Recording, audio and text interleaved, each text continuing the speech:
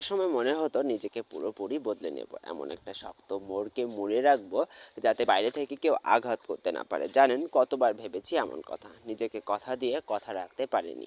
সে আবার মানুষের কাছে পৌঁছেছি, আপন করেছি, মন থেকে ভালোবেসেছি, তারপরেও তাদের কথার আঘাতে নিজেকে ক্ষতবিক্ষত হতে দেখেছি। বিশ্বাস করুন, এত কিছুর পরেও নরম মনটাকে কিছুতেই স্বার্থপরের শক্ত পাথরে ঢেকে দিতে পারিনি। আজ আর নিজেকে বদলে নেওয়ার কথা ভাবি না। কি হবে নিজের মধ্যকার সেই নরম মনটাকে কঠিনে পরিণত করে? যে হৃদয় ভালোবেসে তৃপ্তি পায়, পরকে আপন করে শান্ত হয়, বিশ্বাস করে বন্ধু পায়, সে হৃদয়কে নির্দয় করতে ভয় পায়। বদলে যেতে আর কতক্ষণ সময় লাগে বলুন তো? যে সুন্দর মন নিয়ে মানুষের ভালোবাসা ভালোবাসা চাইতাম, পাশে থাকতাম এবং আগলে রাখতাম, সে মনকে অচেনা করে তুলতে আর ইচ্ছে হয় না। আজ আর নিজেকে বদলাই না। কেউ আঘাত করলো বলে, কেউ অপমানজনক কথা বলল বলে কেন নিজের মধ্যে মধ্যপ্রাচীর তুলব বলুন তো? যে হৃদয় ভালোবাসার চাষ হয়, সেই হৃদয়ের পলি মাটিকে রুক্ষ করে লাভ কি?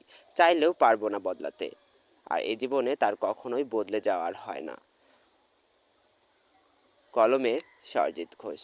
আমি কণ্ঠে উপস্থাপনা করেছি মোহাম্মদ মেহেদী হাসান। ভালো লাগলে সবাই লাইক করে পাশে